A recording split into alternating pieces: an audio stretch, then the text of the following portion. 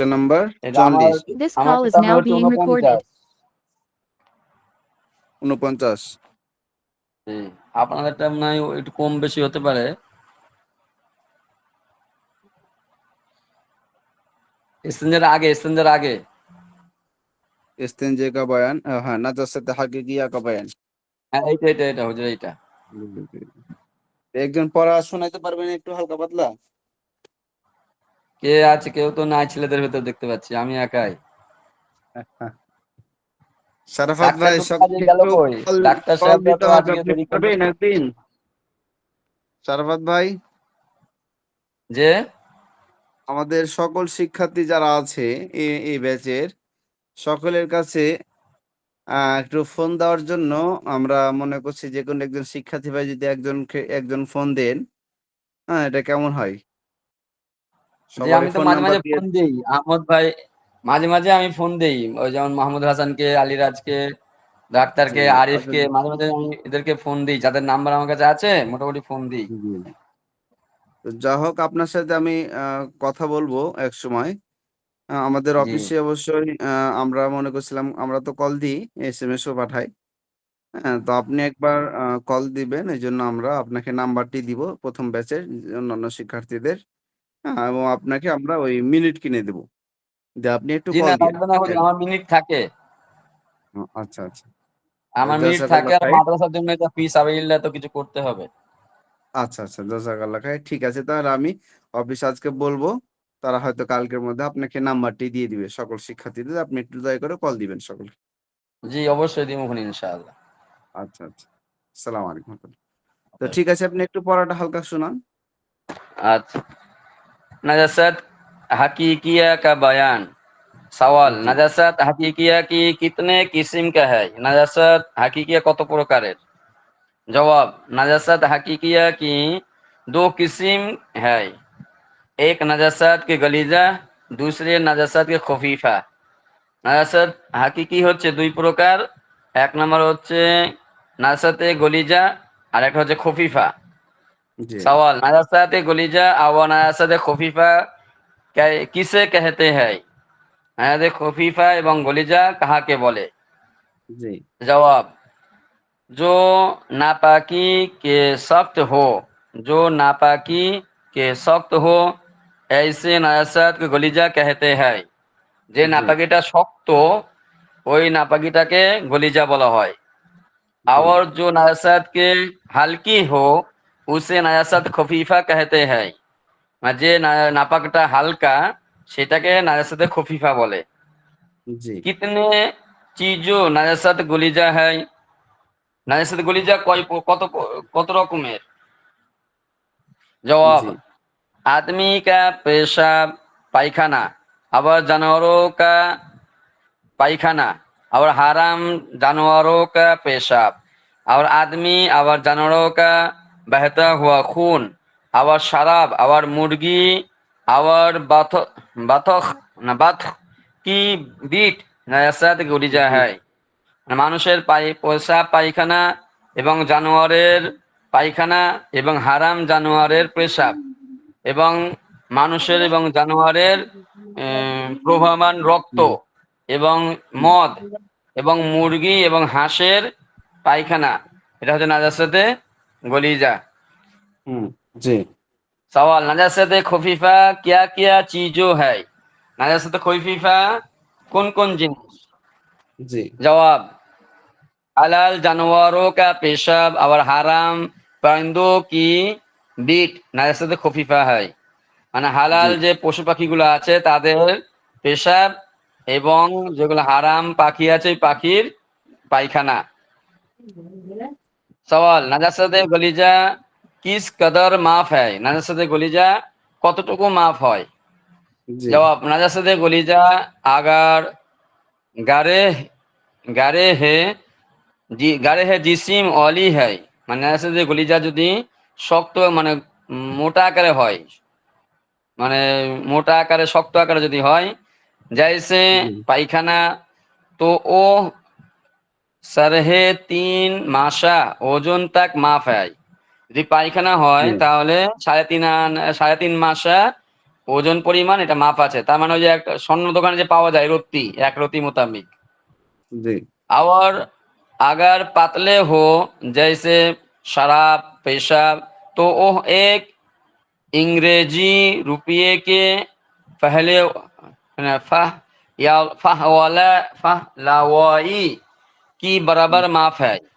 মানে যে 1 টাকা যে ইংরেজি 1 টাকার পরিমাণ যে একটা আছে এই 1 টাকা পরিমাণের পর্যন্ত হুম রেশাবের নাপাকিটা মাপ আছে, মানে 1 হুম দিরহাম পরিমাণ আর কি। माप হুম होने के मतलब ये है कि अगर इतने रसद बदन या कपड़े के लगी हो और नमाज पढ़ ले तो नमाज हो जाएगी। জি যে নাপাকি মতলব এইটাই, উদাহরণ হচ্ছে মানে মানে হচ্ছে এইটা, যদি এই টিউশনি নাপাকি লেগে থাকে কাপড়ে বা শরীরে, এই নাপাকি জি অবস্থায় যদি সে নামাজ পড়ে নেয় তার নামাজটা হয়ে যাবে। মাগার হুম মাকরু হোগি, কিন্তু এটা মাকরু হবে। আবার জি बस्ता इतना नाजासात भी लागे रहना জায়েজ नहीं, এবং সাধারণত এই নাজাসাত শরীরে লাগিয়ে রাখা বা কাপড়ে লাগিয়ে রাখা এটা জায়েজ নয়। জি সওয়াল, নাজাসাতে খফিফা কিতনে মাফ হয়? নাজাসাতে খফিফা কতটুকু মাফ হয়?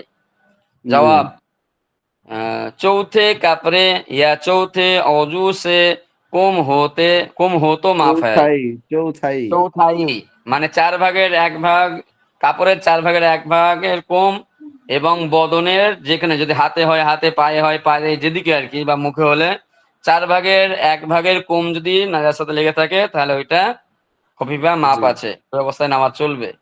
सवाल, জি नाजासत खुफीफा से कपड़ा या बदन किस तरह पाक किया जाए? नाजासत জি खुफीफा কাপড় এবং শরীর থেকে কি নিয়মে পবিত্র করা যায়? জবাব, জি নাজাসাতে খুফিফা चाहे गलीजा हो या खफीफा, नाजासाते हकीकिया चाहे गलीजा हो या खफीफा, कपड़े হুম पर हो या बदन पर पानी से 3 बार धो लेने से पाक हो जाती है।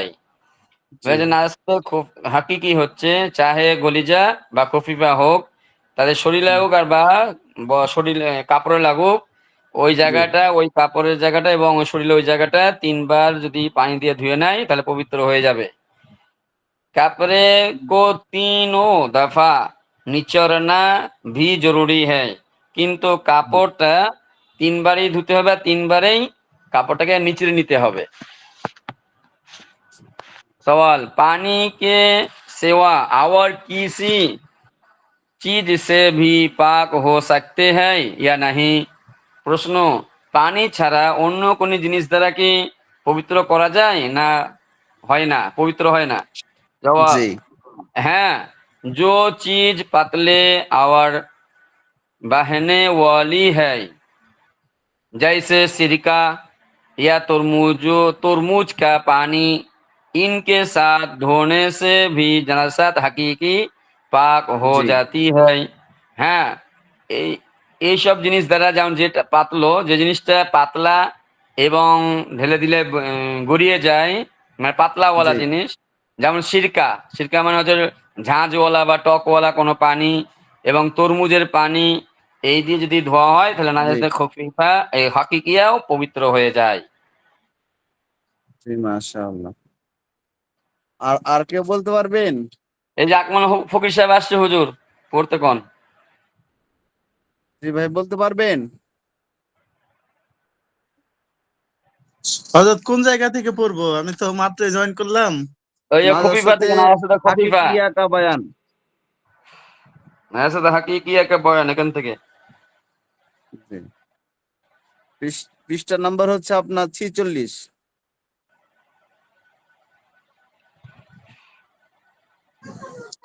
नाजासत नाजासत हकीकिया का बयान।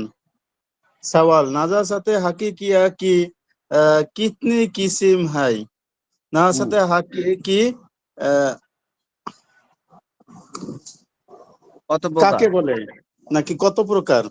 জি জবাব, नाजासत हकीकी ओ किस किस्म में एक नाजासत गलीजा ओ दूसरी की नाजासाते खफीफा। नाजासात দুই প্রকার, এক প্রকার নাজাসাতে হাকিকি আর দ্বিতীয় নাজাসাতে না, খফিফা। নাজাসাত হাকিকা দুই প্রকার, এক হচ্ছে গলিজা, এক হচ্ছে খফিফা। নাজাসাতে হাকিকি দুই প্রকার, এক হল নাজাসাতে গলিজা, দ্বিতীয় প্রকার নাজাসাতে খফিফা। सवाल नाजासाते गलीजा और नाजासाते खफीफा किसी कहते हैं? नाजासाते गलीजा এবং नाजासाते खफीफा काके बोले? जवाब जो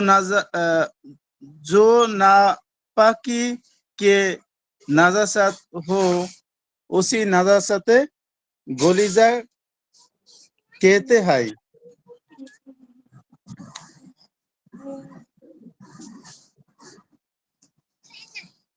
জি ঠিক আছে বলেন।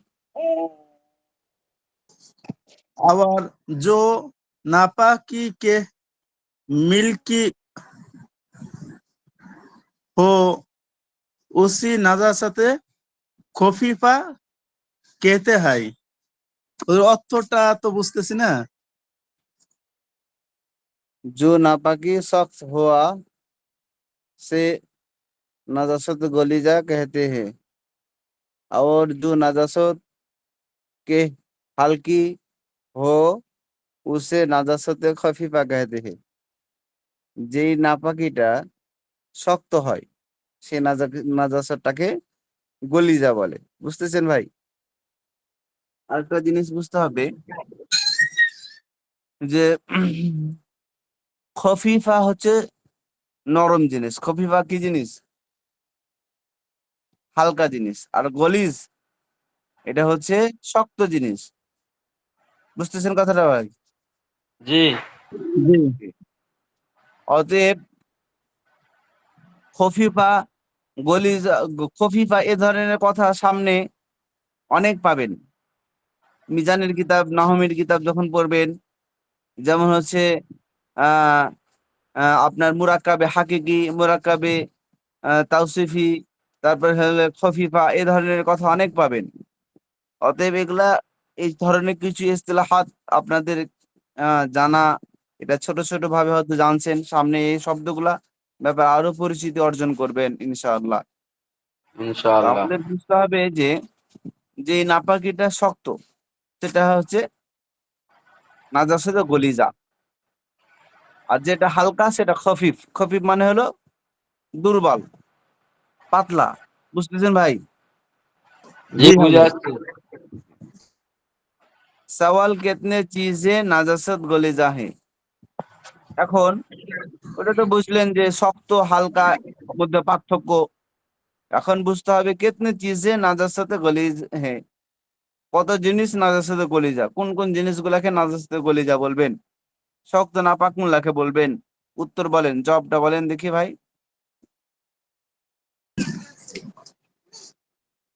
जब হুজুর কি বললাম?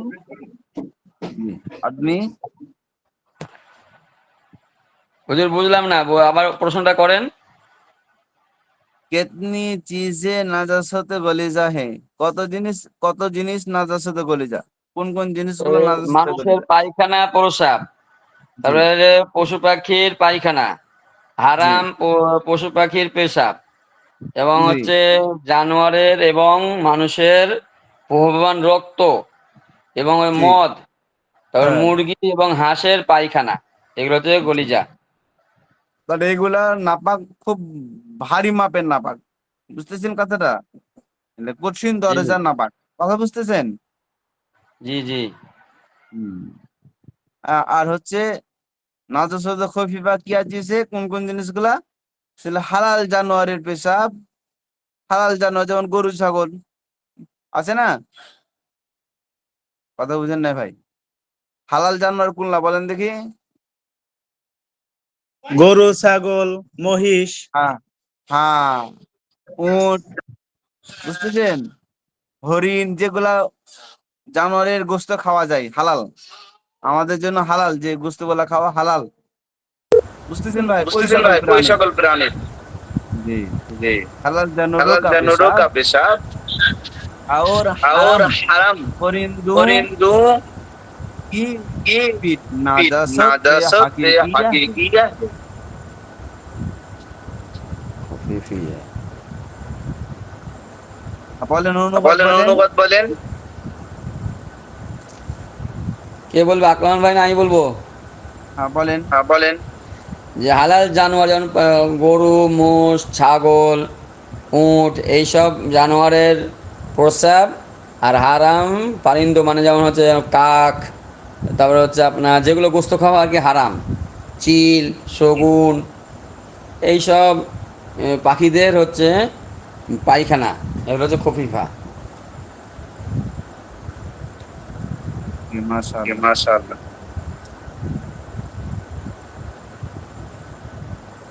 আওয়াজটা আওয়াজটা আমার ডবল আমার হচ্ছে, ডবল হচ্ছে। সে কেটে কারণে আবার ঢোকেন হুজুর। আওয়াজ ডবল আওয়াজ হচ্ছে আমার। ডবল হচ্ছে আমার। তা কেটে আবার ঢোকেন,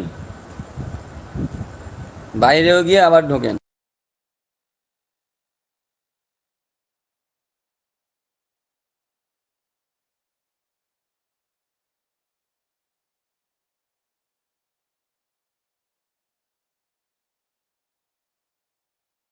জি, আসসালামু আলাইকুম রহমতুল্লাহ। জি, আওয়াজ শুনতে পাচ্ছেন? আসসালামু আলাইকুম। ঠিক আছে এখন। জি, আচ্ছা ঠিক আছে। তো এখন তারপরে হচ্ছে আহ सवाल नाजासते गलीजा किस कदर माफ है। প্রশ্ন নাজাসতে গলিজা কি পরিমাণে মাফ, কতটুকু মাফ। প্রশ্ন দেখতে পেয়েছেন আপনারা? জি হযরত।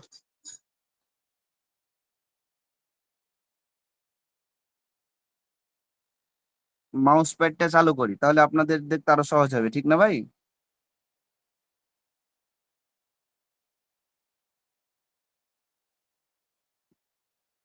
হুম, জি, এবার দেখতে পাচ্ছেন?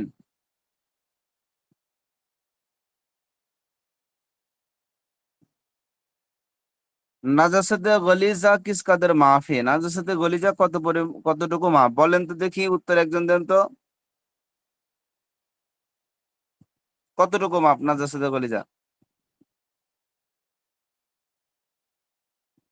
জি, কোনো ভাই বলতে পারবেন?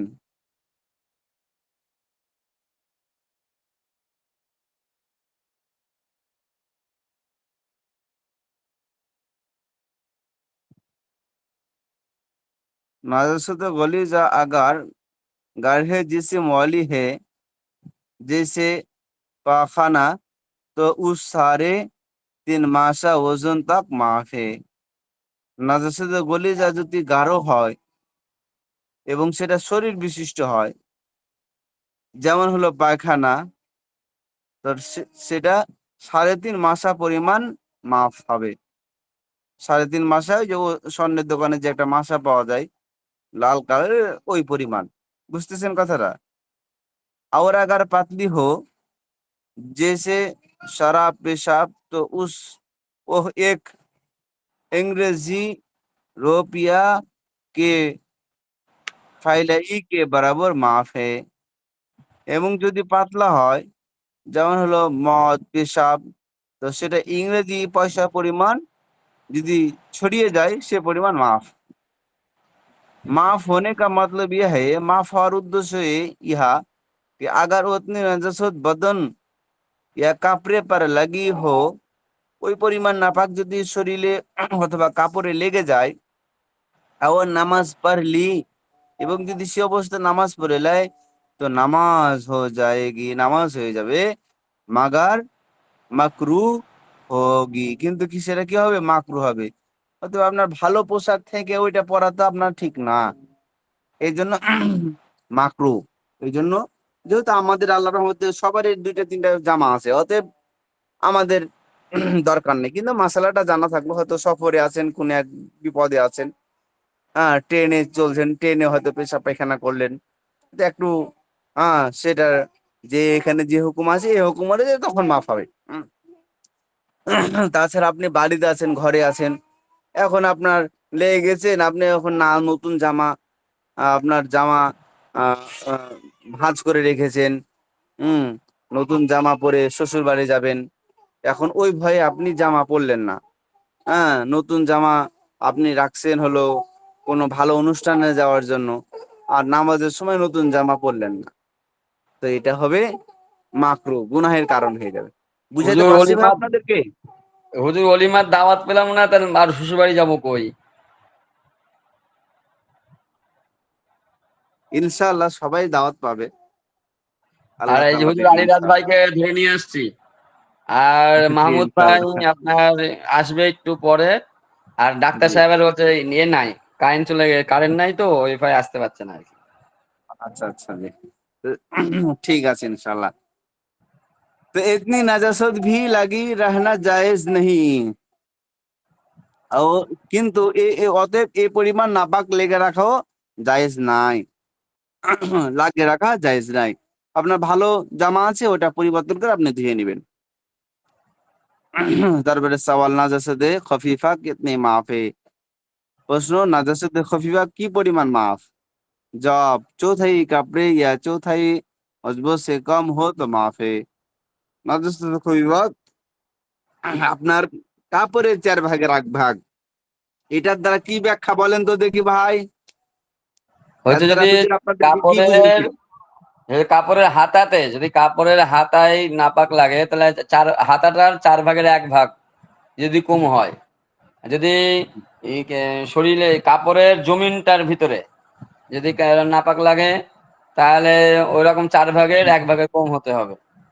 আর জি, যদি আমার শরীরের হাতে লাগে, তাহলে 4 ভাগের 1 ভাগ, পায়ে লাগলে 4 ভাগের 1 ভাগ, শরীরে লাগলেও যেমন কোমর থেকে বুক পর্যন্ত একটা অংশ, পা জি, থেকে হাঁটু পর্যন্ত একটা অংশ, হাঁটু থেকে জাং জি। পর্যন্ত একটা অংশ, তারপরে হাত থেকে কিনুই পর্যন্ত একটা অংশ, কিনুই থেকে বাহু পর্যন্ত একটা অংশ, আর আচ্ছা পুরো ঠিক মুখটা আছে। হচ্ছে একটা অংশ। এই অংশগুলোর ভেতরে 4 ভাগের 1 ভাগ। জি। তারপরে সওয়াল, নাজাসাতে হাকিকিয়া সে কাপড়া या बदन किस तरह पाक किया जाए? তো ঠিক বলেছি তো, না ভুল হয়েছে? না ঠিক আছে। এখানে ওলামা ইকরামদের আরেকটা মতামত আছে এটার পাশাপাশি। জি, সেটা হচ্ছে যদি সেলাইকৃত জামা হয়, সেটা হলো সেলাইকৃত জামার ক্ষেত্রে। জি, যেমন মনে করেন মেয়েদের কামিজ, ছেলেদের হয়তো জুব্বা পায়জামা, বুঝতেছেন ভাই? জি,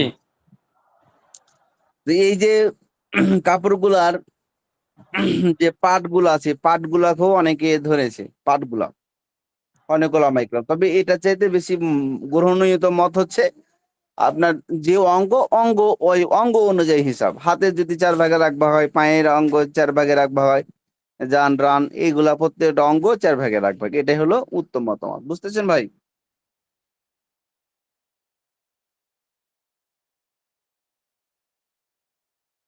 তারপরে বলেন দেখি, नजासत हकीकिया से कपड़ा या बदन किस तरह पाक किया जाए? जवाब, नजासत हकीकिया चाहे गलीजा हो या खफीफा, कपड़े पर हो या बदन पर, पानी से 3 बार धो लेने से पाक हो जाती है। সহজ উত্তর নাকি বলছেন? এটা তো সবাই জানেন, 3 বার ধুয়ে নিলেই পাক হয়ে যাবে। নাজাসত হাকিকি হোক অথবা গলিজা হোক, খফিফা হোক, যাই হোক, মানে পাক করতে গেলে কয়বার দিতে হবে? 2 বার নাকি কয়বার ভাই? 1 বার না 2 বার? 3 বার। 3 দফা নচরনা ভি জরুরি হ্যায়। শুধু 3 বার ধোবে না, 3 বার কি করতে হবে? চিপতে হবে। सवाल, पानी के सिवा और किसी चीज से भी पाक हो सकती है या नहीं? প্রশ্ন, পানি ব্যতীত অন্য কোনো জিনিস দ্বারা কি পাক করা যাবে নাকি যাবে না? जवाब, हाँ, जो चीजें पतली और हल्की वाली हैं, जैसे सिरका, যেমন সিরকা, या तरबूज का पानी, तरबूजेर पानी, उसका साथ धोने से भी नाजासत হাকিকিয়া পাক হয়ে যাতি है। এগুলা দ্বারা ধুইলেও কি হবে? নাজাসত হাকিকিয়া পাক হয়ে যাবে। পাক হয়ে যাবে। যে ঠিক আছে, সামনে সবক দেওয়া যাবে ইনশাআল্লাহ। জি ইনশাআল্লাহ। ইস্তেঞ্জা কা বয়ান। মাসালা কি আপনারা বুঝতেছেন ভাই? জি আলহামদুলিল্লাহ। আপনাদের একটু শিক্ষার্থীদের ভাইদেরকে একটু বলবেন, সামনে ফাইনাল পরীক্ষা জানুয়ারি আপনার ডিসেম্বর মাসে, হুম, ডিসেম্বর মাসে ফাইনাল পরীক্ষা। তো আপনারা একটু যদি ভালোভাবে না পড়েন, অনেক শিক্ষার্থী ভাইয়েরা যারা হয়তো নিজ ক্লাস পড়েছে উর্দু এবং মিজান জামাত, তারা কিন্তু নাহমির জামাতে ভর্তি হওয়ার জন্য আমাদের এখানে আবেদন করে আছে। তারা হয়তো এই ক্লাসগুলো যেহেতু করা আছে, হয়তো মাদ্রাসা থেকে পড়েছে, তারা নাহমির এবং হিদায়াতুন নাহু যে বইগুলো আমাদের সিলেবাসে আছে, বইগুলো অনেক সুন্দর। আপনারা যদি এই 2টা বছর পড়েন, তা আমার তো মনে হচ্ছে যে আমার মনে হচ্ছে আপনারা আরবিতে অনারেবল কথা বলবেন, উর্দু লিখতে পারবেন। এখন তো হয়তো বলতে পারছেন, তখন লিখতে পারবেন সামনে বছর আশা করি। জি ইনশাআল্লাহ। এখন থেকে একটু যদি মেহনত না করেন, তো যে ভাইরা ওই যে হয়তো উর্দু মিজান পড়ে আগে থেকে হয়তো মাদ্রাসায় পড়েছে, কিন্তু হয়তো কোনো কারণে পড়া হয়নি, খেদমতে ঢুকে গেছে, তারা যখন এই ক্লাসে ঢুকবে, তো আপনারা তখন পিছিয়ে যাবেন। যেন এখন থেকে একটু মেহনত করেন, যাতে আপনারাই ফার্স্ট সেকেন্ড থার্ড হতে পারেন। ঠিক আছে জি ভাই, ইনশাল্লাহ। জি ইনশাআল্লাহ। ঠিক আছে। ইস্তেঞ্জে কা বয়ান, ইস্তেঞ্জার বর্ণনা। হুজুর আকরাম সাল্লাল্লাহু আলাইহি সাল্লাম সাহাবা ইকরামদেরকে এমন কোনো মাসালা নাই যেটা শিক্ষা দেননি। রাসূল সাল্লাল্লাহু আলাইহি সাল্লাম এই উম্মতের জন্য সকল প্রকারের আদব আখলাক সব কিছু বর্ণনা করে দিয়েছেন। পেশাব পায়খানা কিভাবে করতে হবে সেটাও বলে দিয়েছেন, খাইতে হবে কিভাবে সেটাও বলে দিয়েছেন, রাস্তা কিভাবে চলতে হবে সেটাও বলে দিয়েছেন, বাজার কিভাবে করতে হবে সেটাও বলে দিয়েছেন, স্ত্রীদের সাথে কিভাবে ব্যবহার করতে হবে সেটাও বলে দিয়েছেন। হ্যাঁ, তারপর আত্মীয় স্বজনের সাথে কিভাবে চলতে হবে, তাদের সাথে কি পরিমাণ ব্যবহার করতে হবে সেটাও আল্লাহ রসুল বলে দিয়েছেন। বলেছেন কিনা ভাই? জি দিন ইসলাম একমাত্র আদব শিক্ষা দেয়। আর অন্য অন্য শিক্ষা, জাগতিক শিক্ষা, শুধু আপনাকে কিভাবে টাকা ইনকাম করতে হবে এটাই শিখাবে, কিন্তু আপনার আদব আখলাক চরিত্র গঠন করাবে না। এই জন্য অনেক বাবা মারা তারা বলে যে আমাদের বাচ্চারাকে যদি আগে কিছুদিন হলেও মাদ্রাসায় পড়াইতাম বা একটা দিনের সাথে সম্পর্ক রাখতে পারতাম, তো আজকে হয়তো তারা অনেক কিছু হালাল হারাম জানতে পারতো। হয়তো সে ডাক্তার হোক, ইঞ্জিনিয়ার হোক, ম্যাজিস্ট্রেট হোক, কোনো সমস্যা নেই, কিন্তু সে যদি ইসলামিক জ্ঞানগুলো তার জানা থাকতো, তো সে অনেক অপকর্ম থেকে, অপসংস্কৃতি থেকে নিজেকে বাঁচাতে পারতো। ঠিক আছে না ভাই? জি এই জন্য আমাদেরকে দিন শিখতে হবে এবং আদবও শিখতে হবে। এবং আদব শিখতে গেলে যে ইস্তেঞ্জার মাসালা, অনেকে বলবে আরে ইস্তেঞ্জার মাসালা শিখাইতেছে, তা আপনি বলবেন না হুজুর আকরাম সাল্লাল্লাহু আলাইহি সাল্লাম সাহাবা ইকরামদেরকে সব শিক্ষা দিয়েছেন, তা আমরা সেভাবেই দিন শিখতেছি। আমাদের খাওয়া দাওয়া, ইস্তেঞ্জা করা, সবকিছুর আদব আমাদের শিখতে হবে। ঠিক আছে না ভাই? জি সওয়াল, ইস্তেঞ্জে কিসে कहते हैं? প্রশ্ন, ইস্তেঞ্জা কাকে বলে? জবাব, पाखाना या पेशाब करने के बाद जो नापाकी बदन पर लगी रहे, পাখানা অথবা পেশাব করার পর যেই নাপাকি শরীরের উপর লাগে, উসকে পাক করনে ও ইস্তেঞ্জা कहते हैं। সেটাকে পাক করা কি ইস্তেঞ্জা বলা হয়। ইস্তেঞ্জা কাকে বলে ভাই? পায়খানা পেশাবের পর যে নাপাকিটা শরীরে লাগে, সেই নাপাকির থেকে পবিত্র করাটাকে ইস্তেঞ্জা বলে। আমরা কিন্তু জানি যে এ ভাই ইস্তেঞ্জা যাবেন না, তখন আপনারা কি বুঝবেন বলি? মানে পেশাব পায়খানাতে যাবে নাকি? জি কিন্তু ইস্তেঞ্জা মানে ওটা লয়। ইস্তেঞ্জা মানে হচ্ছে এই যে পেশাব পায়খানা করে যে পবিত্রতা অর্জন করলেন না, আপনি ঢিলা কুলুপ ধরলেন, তারপরে ওই পানি দিয়ে পরিষ্কার করলেন, এটাকে বলা হয় ইস্তেঞ্জা। ইস্তেঞ্জা কাকে? ইস্তিনজা মানে হলো নাজাত থেকে। নাজা মানে কি? কি হওয়া, পরিত্রাণ পাওয়া। নাজা মানে কি ভাই? পরিত্রাণ পাওয়া, না পরিত্রাণ পাওয়া। পাওয়া। ইস্তিনজা মানে পরিত্রাণ পাওয়ার মাধ্যম অবলম্বন করা। বুঝতেছেন ভাই? জি তো এটা হচ্ছে নাপাকি থেকে বাঁচার মাধ্যমটা কি বলা হয়? ইস্তিনজা মানে পেশাব পায়খানার পরে যে যে আপনি পানির দ্বারা পরিষ্কার করলেন, ঢিলাগুলো ব্যবহার করলেন, এই যে দ্বারা পরিষ্কার করলেন, এই পরিষ্কার করাটাকে ইস্তিনজা বলা হয়। মানে পায়খানা পেশাব করাকে ইস্তিনজা বলে না। বুঝতে পারলেন ভাই আরবি ভাষায়? জি বড় একটা ভুল ভাঙলো কিনা আমাদের। জি আমরা জি পেশাব পায়খানাটাকে মনে করি ইস্তেঞ্জা, কিন্তু আসলে পেশাব পায়খানা ইস্তেঞ্জা না। ইস্তেঞ্জা হচ্ছে যে পায়খানা পেশাব করার পর যে পবিত্রতা অর্জনটা করি আমরা, সেটাকে বলা হয় ইস্তেঞ্জা করা, মানে পবিত্রতা অর্জন করা। বুঝতেছেন ভাই? जी अच्छा सवाल, पेशाब के बाद इस्तेंजा करने का तरीका क्या है? প্রশ্ন, পেশাব করার পর ইস্তেঞ্জা করার পদ্ধতি কি? পেশাব করার পর আমি ইস্তেঞ্জা কিভাবে করব, মানে পবিত্রতা অর্জন কিভাবে করব? জবাব, पेशाब करने के बाद, पेशाब করার পর मिट्टी के पाक ढीले से पेशाब को सीखना चाहिए। उसके बाद पानी से धो डालना चाहिए। উত্তর, পেশাব করার পর মাটির দ্বারা, মাটির পবিত্র মাটির ঢিলার দ্বারা, কিসের দ্বারা ভাই? নাপাক ঢিলা লয়, আবার পবিত্র মাটির ঢিলা দ্বারা। এখন যেহেতু আমাদের ঢিলার প্রচলন কমে গেছে, টিস্যুর প্রচলন আছে, অনেক জায়গায় ব্যবহার করছে, এ হয়তো করে না, মাটির প্রচলন, সে মাটি ব্যবহার করে। যার যেটা ইচ্ছা সে সেটা করবে। ढीले से पेशाब को सीखना चाहिए, सूखना चाहिए, पेशाब के শুকাই দিতে হবে। उसके बाद पानी से धो धो डालना चाहिए, এবং তারপরে কি করতে হবে? পানি দ্বারা दो तो ধুইতে कर হবে। বুঝতেছেন ভাই? जी না বুঝলে বলবেন, অন্য কোনো ভাইয়েরা বলবেন। মাস্তুরাত বোনেরা না বুঝলে আপনারও আপনাদের হোয়াটসঅ্যাপ গ্রুপে দয়া করে বলবেন।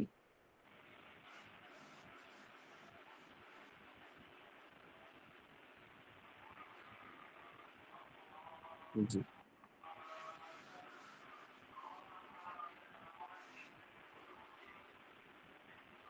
सवाल, इस्तिंजा करना कैसा है?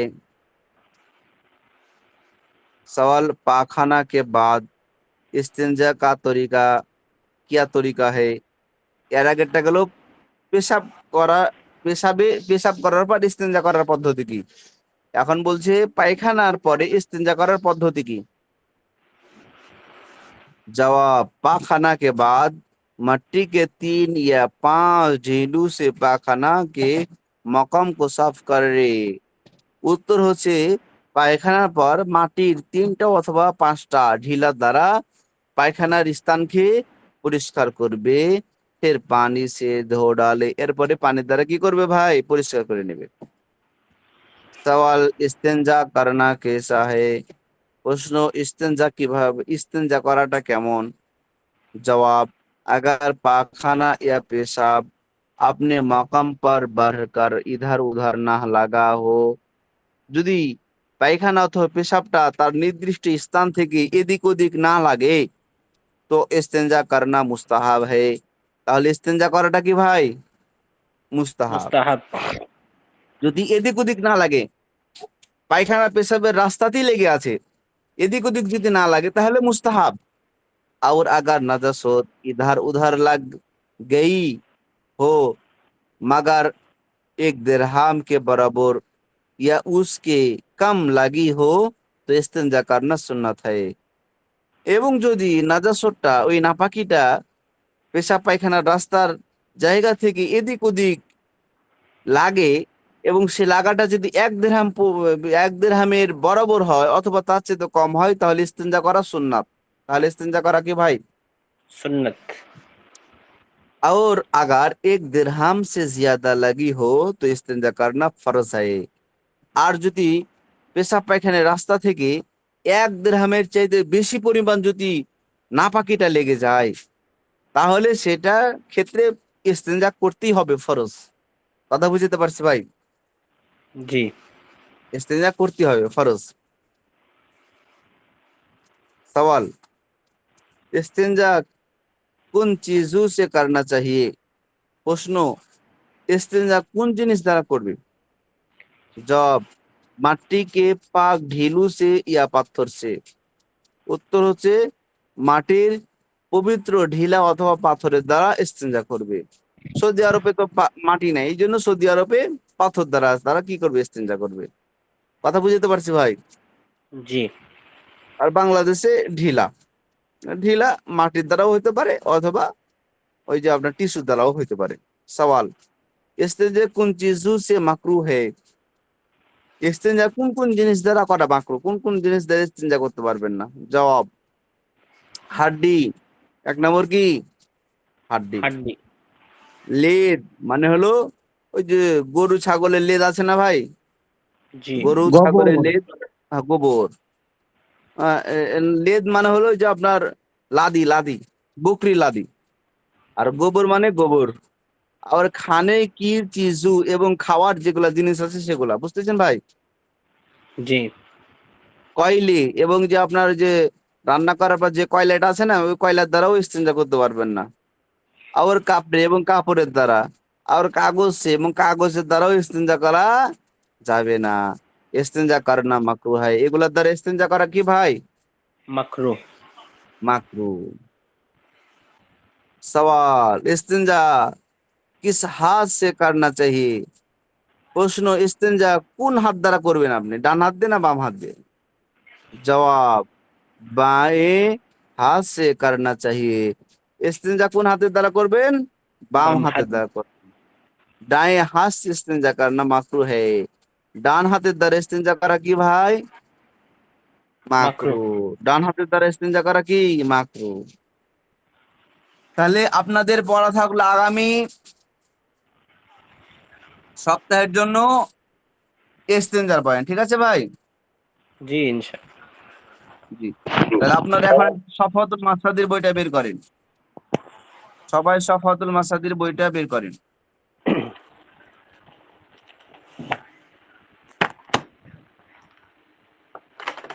সকলে সফওয়াতুল মাসাদির বইটা বের করেন।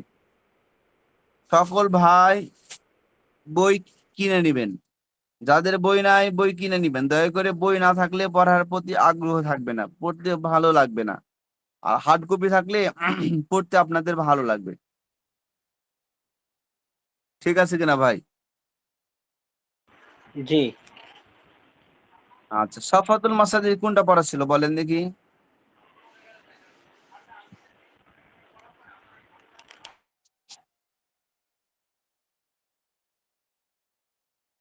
সফওয়াতুল মাসাদির কোনটা পড়া ছিল?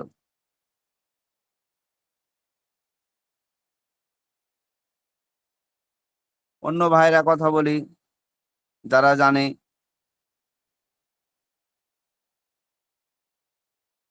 সফওয়াতুল হযরত মাসাদির, জি। নাসরা ইয়ানসুর এইভাবে সবগুলি ছিল। পূর্বে পড়া হয়ে গেছে, এখন রিভিশনের জন্য। পৃষ্ঠা নম্বর কি 24 না 25?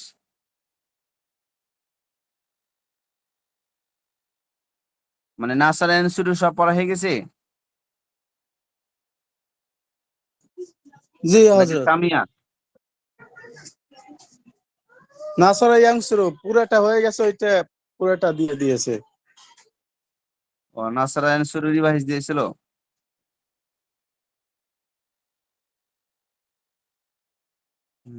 আর দরাবা এগুলা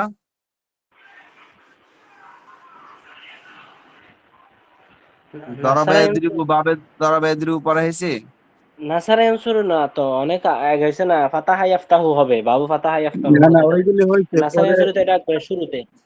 এইটা রিভিশন দেওয়ার জন্য দিয়েছিল হযরত। এই যে দরাবাইয়া দিব শেষ হয়েছে, পরে জাহাবা এ জাহাবুটা পড়া দিবে, পরে সারাফাত ভাই বলছিল যে ওইটা রিভিশন দেওয়ার জন্য আর কি। নাসরা ইয়ানসুর পুরাটা।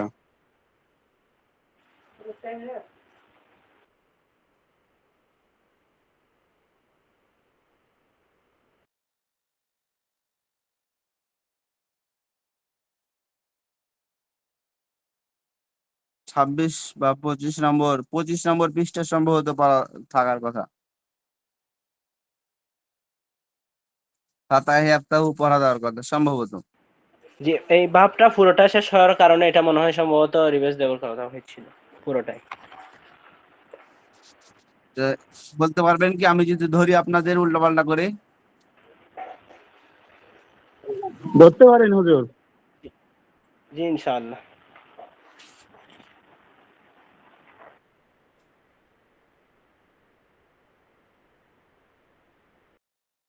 মাসদার যত পড়বেন তত বেশি আপনাদের ভালো হবে। মাসদার পড়লে আপনাদের বেশি লাভ। যে বাবে সামিয়া ইসমাউ, আর সামউ মানে কি বলেন দেখি? শ্রবণ করা বা শোনা। আর শুরবু, পান করা। পান করা। আচ্ছা আচ্ছা। আল লুহ আল লুবসু, অবস্থান করা। আল হামদু, প্রশংসা করা।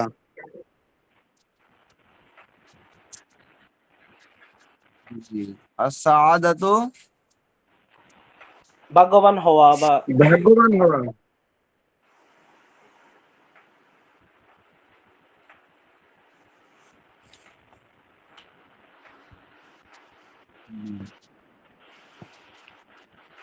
আল লুউতু, লেহন করা বা ছাটা, লোহন করা বা ছাটা, যেটাকে আমরা ছাটা ছাটা। আল হিফজু, মুখস্থ করা। মুখস্থ করা বা সংরক্ষণ করা। আর দিহকু। আদ্দেহকু, হাসা।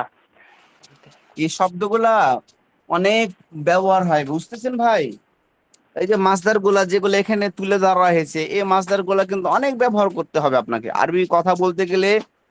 এই যেমন আল হিফজু শব্দগুলা, আল দিহিকু শব্দ, আল জাহলু মানে মূর্খ, অজ্ঞ, বুঝতেছেন ভাই? আল ইলমু মানে জ্ঞানী, আল ফাহমু জি মানে বুঝা। আপনি কি ফাহিমতা, তুমি কি বুঝেছো? আতা আলামু, তুমি কি জেনেছো? আতা জাহলাহু, তুমি কি মূর্খ? আর দেহগো মানে হাসা। এটা দিয়ে আপনি মাসদার ব্যবহার করে যে কোনো কথা বলতে পারবেন, বুঝতেছেন ভাই? জি ফালিয়াদা হাকু কলিল, ফালিয়াদা হাকু কলিল, তুমি কম হাসো। ওয়াবকু কাসির, বেশি বেশি হাসো। নাকি বেশি বেশি কি ভাই, কান্না হাসো করো। না কাঁদো? হ্যাঁ, কান্না কাঁদো। করো।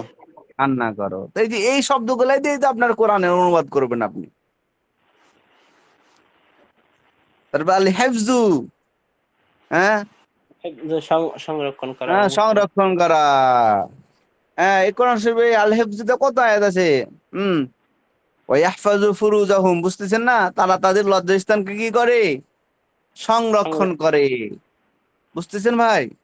জি তারপরে হচ্ছে আল ফাহমু, বুঝা। জি হ্যাঁ, এই ধরনের আল ফাহমু শব্দ দিয়ে কত শব্দ আছে, কোন অনেক শব্দ আছে, আপনাকে তৈরি করতে হবে। বুঝা, আল ফাহিমতা, তুমি কি বুঝেছো? তো আপনারা বলবেন নাম ফাহিমতু কালামাক, হ্যাঁ আমি আপনার কথা বুঝেছি। বুঝতেছেন ভাই? জি। এই শব্দগুলা না জানলে তো আপনারা অনুবাদ করতে পারবেন না, কথাও বলতে পারবেন না। তা আল কুদুমু মানে কি? আগমন করা বা আসা। আশা। এই এই আশা কথাটা কত বলেন? অনেক বলেন না ভাই? জি এই আসো, হ্যাঁ, তারপরে সে এসেছে, সে যাবে, মানে এই আসা যাওয়া এই কথাগুলো অনেক আছে। তারপরে আর রুকুবু মানে নিদ্রা যাওয়া। আরোহণ করা। আরোহণ করা বা চড়া। আরোহণ করা। আর রুকুবু মানে আরোহণ করা, ভ্রমণ করা। রাকিবায়ের কাবু থেকে আর রুকুব, বুঝতেছেন ভাই? জি রাকিবা মানে সে আরোহণ করলো, এর কাবু সে আরোহণ করবে, করছে বা করবে, বুঝতেছেন? আর জি রাকিবুন আরোহণকারী, সে আরোহণকারী। তবে ইরকাব মানে তুমি আরোহণ করো, আমরের সিগা। সিগা সহ কি আপনাদের পড়াই না শুধু অর্থ বলে? সিগা পড়েন, এমনিতে শুধু মাছদার গুলো মুখস্থ করে আর কি। আচ্ছা আচ্ছা।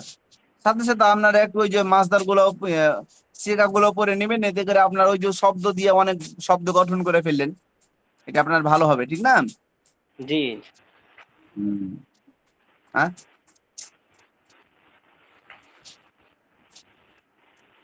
হুম। তারপরে 23 নম্বর পৃষ্ঠা বাবে সামিয়া আসমা, এটা কি পড়েছেন আপনারা? জি এটা হয়েছে। আচ্ছা, আল্লাযযাতু মানে স্বাদ গ্রহণ করা। স্বাদ গ্রহণ করা। আর মাঝের সিগা কি? লাজ্জা, সে স্বাদ গ্রহণ লাজ্জা। করলো। মুজারের জি, সিগা ইয়ালাদ্দু, ইয়ালাদ্দু। লেখা আছে না, পাশাপাশি লেখা আছে কিনা? জি, আপনারা এই সিগাগুলা সহ পড়বেন, ঠিক আছে? জি ইনশাআল্লাহ। এবং নতুন যে ব্যাচ, যারা নতুন ব্যাচে আর একটা ব্যাচ আছে, ওই ব্যাচে কিন্তু এই যে মাসদার সহ পড়ানোর জন্য বলা হয়েছে। ওই ওই ব্যাচে কিন্তু তারা মাসদার সহ পড়ছে, বুঝতেছেন? আপনাদের যেহেতু অনেকে ওরকম ভাবে বলেন না, এই জন্য করানো হয়তো হুজুর করায়নি, কিন্তু মাসদার সহ করলে অনেক ভালো হবে, বুঝতেছেন ভাই? জি, এই জন্য একসাথে অর্থ জানেন এবং অর্থ শব্দটাকে ব্যবহার করার পদ্ধতিটাও জেনে ফেলবেন।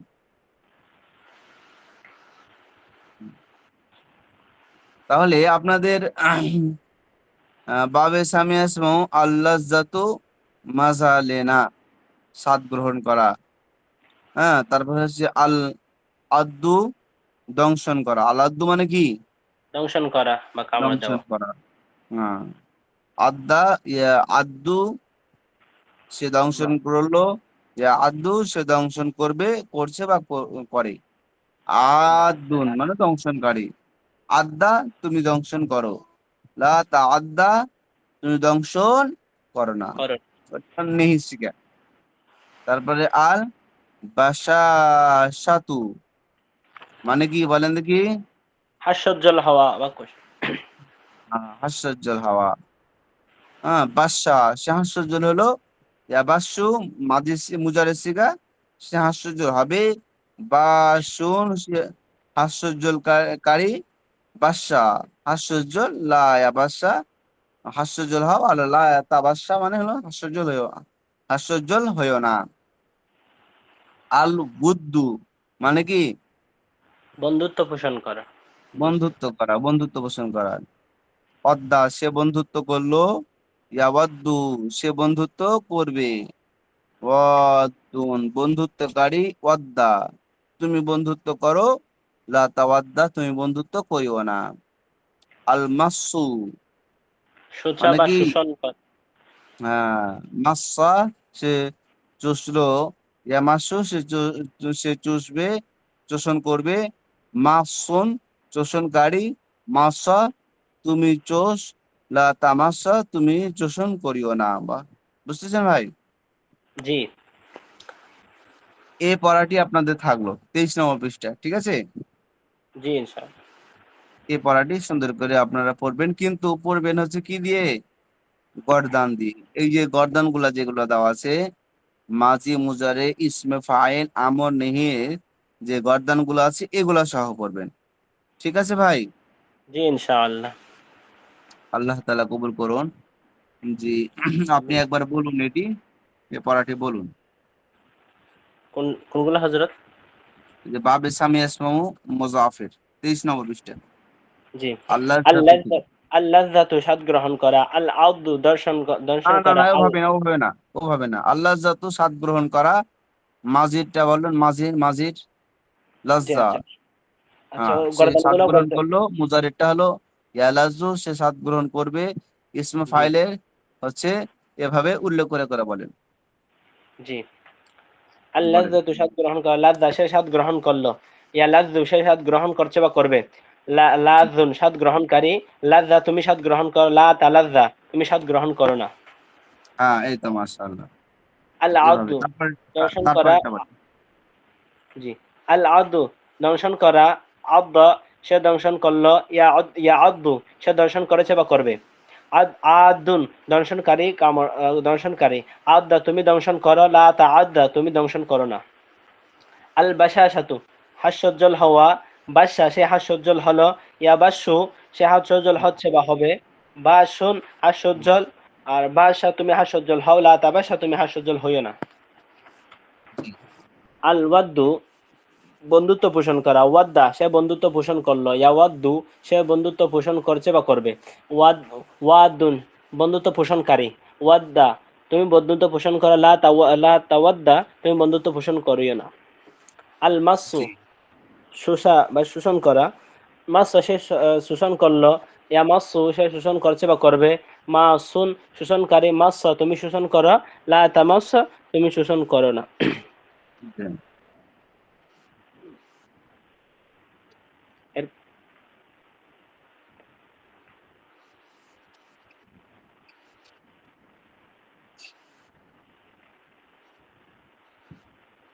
ঠিক হয়েছে?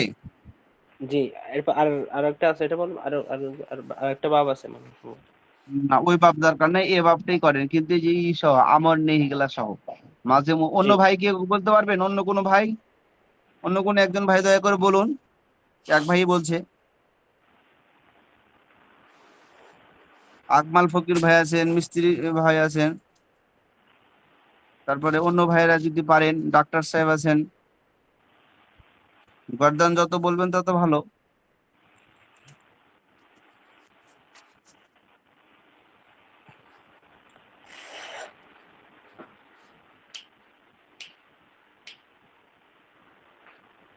বাবে সামে আসমো মুজার এটা বলেন আল্লাহ জাত থেকে।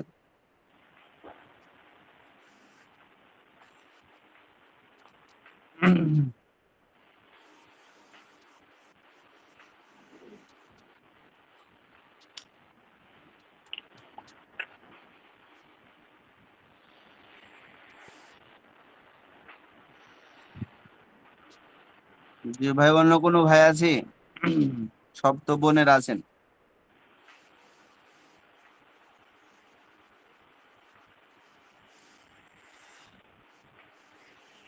আর মনে হয় সব ভাইয়েরা হয়তো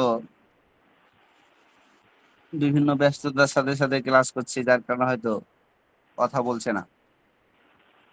জি হতে পারে। জি। তো ঠিক আছে, সময় হয়ে গেছে। হ্যাঁ, জি, সময় হয়ে গেছে যে আমরা ক্লাস থেকে বেরোতে নিতে পারি। মাস্টার শিক্ষার্থীগণ, আপনারা পড়াগুলো ঠিক করুন, পড়াগুলো রিভাইজ দেন। যদি কোনো পড়া না বুঝতে পারেন, এই ক্লাসগুলো রেকর্ড থাকবে ম্যানেজমেন্ট প্ল্যাটফর্মে, সেখান থেকে রেকর্ড আপনারা দেখে নেবেন। এরপরও যদি আপনাদের হয়তো না কোনো প্রকার আরো কোনো প্রশ্ন লাগে, সেক্ষেত্রে প্রত্যেক দিন 3টার সময় আমাদের আলেমা শিক্ষিকা আহ আলেমা সাউদা, তিনি ক্লাস মানে এই পড়াগুলো তাকরার করান। তো ওই শিক্ষিকার কাছ থেকে আপনারা জেনে নেবেন ইনশাআল্লাহ। এরপরও যদি কোনো প্রশ্ন থাকে, সেক্ষেত্রে আপনারা এই যে হোয়াটসঅ্যাপ যে এসএমএস আছে আপনাদের মাস্টারাত বোনদের, এখানেও আপনারা এসএমএস করবেন ইনশাআল্লাহ। এখান থেকে উত্তর দেওয়া হবে। যেমন এটা দ্বিতীয় ব্যাচের মাস্টারাত গ্রুপ, এটা হতে প্রথম ব্যাচের মাস্টারাত গ্রুপ। এখান থেকেও উত্তর উত্তর আপনাদের ওস্তাদরা যথাসময় দেওয়ার চেষ্টা করবে ইনশাআল্লাহ। আল্লাহ তাআলা আমাদেরকে কবুল করুন। আমিন। আখির দাওয়ানা আলহামদুলিল্লাহি রাব্বিল আলামিন।